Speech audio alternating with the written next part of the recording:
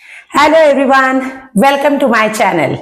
तो आज मैं आपके साथ ऐसे पालथी मार के कैसे बैठ सकते हैं वो सारे एक्सरसाइजेस शेयर करने वाली हूँ। बहुत सारे लोगों को तकलीफ होती है, कई लोगों के घुटने में इंजरी होती है या तो फिर घुटने में दर्द होता है, उसकी वजह से वो नीचे बैठ नहीं पाते हैं। वजन ज्यादा होने की वजह से वो नीचे बैठ नहीं पाते हैं। लेकिन नीचे ऐसे पालथी मारकर बैठने के बहुत सारे फायदे हैं। जैसे आपका एक तो फायदा ये है कि आपका डाइजेशन इंप्रूव होता है, आपके है ये एब्डोमिनल जो मसल्स है वो फ्लेक्सिबल होते हैं, उसकी वजह से आपका डाइजेशन इंप्रूव होता है। तो ऐसे बैठकर खाना खाना बहुत ही जरूरी है। ऐसे बैठने की हमें आदत होनी चाहिए। तो वो आप कैसे शुरुआत कर सकते हो, कौन से एक्सरसाइजेस से इसकी शुरुआत कर सकते हो, वो आज मैं आपके साथ शेयर करने वाली हूँ। तो अभी तक अगर आपने चैनल को सब्सक्राइब नहीं किया है तो प्लीज जल्दी से सब्सक्राइब कर दीजिए, जल्दी से इसे लाइक कर दीजिए, शेयर कर दीजिए और ज्यादा से ज्यादा लोगों तक हमारा चैनल पहुंचाइए, हमारे वीडियोस पहुंचाइए, ताकि वो भी उनकी दिक्कतें दूर कर पाए। ओके, चलिए शुरू करते हैं हमारा ये वीडियो। तो पहले तो अगर आप ऐसे नहीं बैठ पा रहे हो, अपने घुटने को फोल्ड नहीं कर पा रहे हो, तो कोई बात नहीं, आपको दोनों पैरों को सीधा रखना है। अब हम एक पैर को दूसरे पैर के ऊपर रखेंगे और यहाँ पे हम घुटने को हमारी छाती की ओर प्रेस कर देंगे, वापस उसे रिलीज कर देंगे, प्रेस करेंगे, रिलीज करेंगे। ये हमें करना है 10 या 15 बार। आप ज्यादा भी बार कर सकते हो। बेसिकली हमें लोअर बॉडी के मसल्स फ्लेक्सिबल करने हैं, हमारे लेग्स के मसल्स स्ट्रेंथन करने हैं, फ्लेक्सिबल करने हैं, तभी आप नीचे बैठ पाओगे। तो ये हमें करते रहना है। ये दोनों साइड से करेंगे। घुटने को लाना है चेस्ट के नजदीक, वापस नीचे, चेस्ट के नजदीक, वापस नीचे।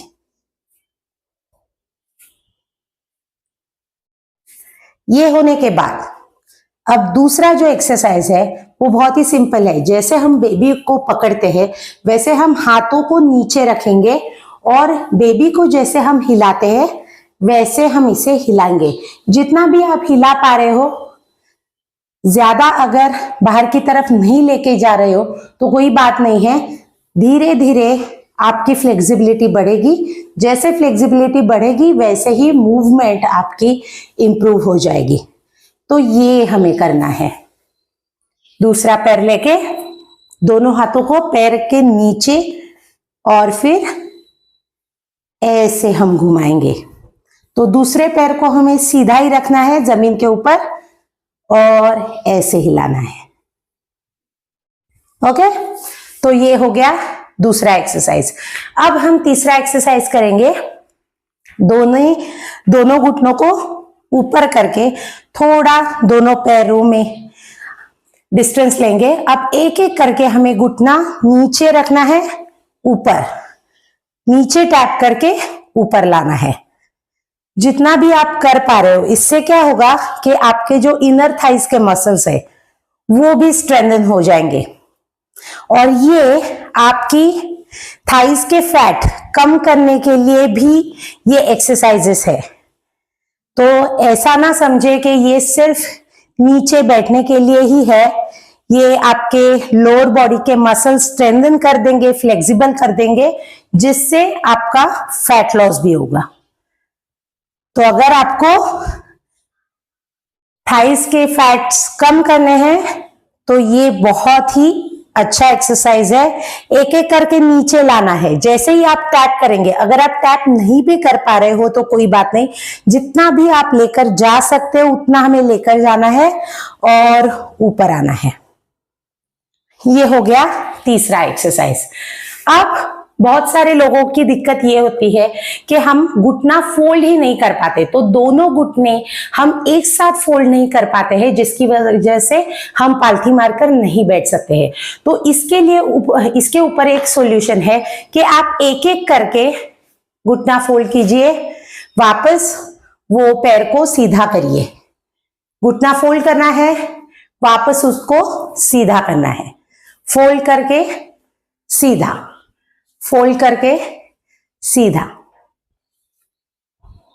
तो ये भी आप जितनी भी बार कर सकते हो उतनी बार कीजिए, ज्यादा से ज्यादा आपको ये करते रहना है। अब क्या करना है कि आपने एक घुटना फोल्ड कर दिया, दूसरा आपका पैर सीधा है, तो हमें ऐसे ही बैठना है।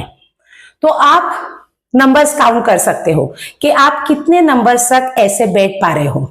30 सेकंड्स तक बैठ पा रहे हो तो 30 सेकंड्स तक ऐसे बैठना है, फिर उसे वापस खोलना है, फिर दूसरा मोड़ देना है, फिर 30 सेकंड्स होल्ड करना है, ऐसे ही बैठना है, वापस खोलना है।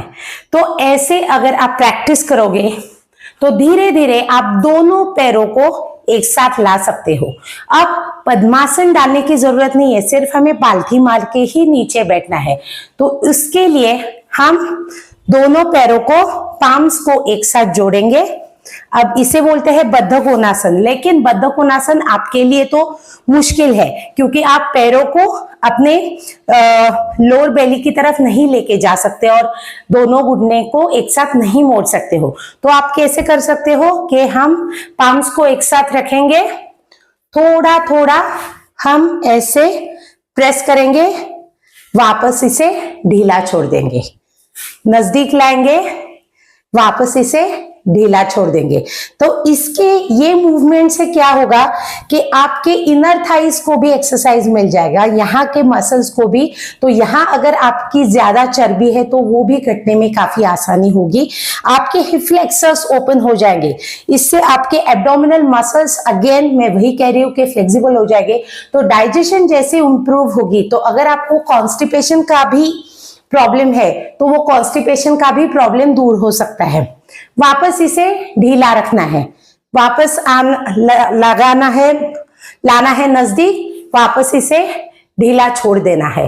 और एक आप चीज कर सकते हो, अगर आपका इतना भी घुटना फोल्ड नहीं हो पा रहा है तो जैसे मैंने पहले बताया कि ऐसे पैर रखेंगे, एक एक करके नजदीक लाएंगे, छोड़ देंगे, नजदीक लाएंगे, छोड़ देंगे। ओके, फिर बाद में आपके दोनों पैर ज्यादा ज्यादा नजदीक आने लगेंगे। ये सारा सब कुछ प्रैक्टिस से ही होगा। जितना अभी मैंने रखा है बद्ध कोणासन में, इतना तो आपका होगा ही नहीं, लेकिन प्रैक्टिस जितनी आप करोगे वैसे ही होगा।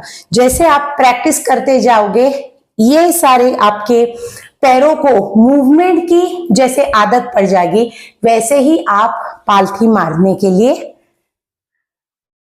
आपको आसानी मिलेगी। तो ये छोटे छोटे एक्सरसाइजेस है, बहुत आसान है, लेकिन आपको ये रोज करने हैं। तो सुबह उठने के बाद आपको चाय पीने के लिए, जो भी आप पीते हो, चाय पीते हो, कॉफी पीते हो, या तो फिर दूध ही लेते हो, या तो फिर कुछ भी नहीं लेते हो, पेपर पढ़ने के लिए नीचे बैठना है पालथी मार के। ऐसे अगर आप ऐसे भी बैठोगे 5 मिनट या 30 सेकेंड्स भी छोड़ के वापस ऐसे, लेकिन आपको ये ध्यान में रखना है कि आपको नीचे ही बैठना है। ओके, तो जैसे आप ये प्रैक्टिस करोगे, रोज प्रैक्टिस करनी है, सुबह शाम प्रैक्टिस करनी है। जितनी बार आप इसके रिपीटेशंस करोगे, बहुत आसान है, कोई भी इसे कर सकता है।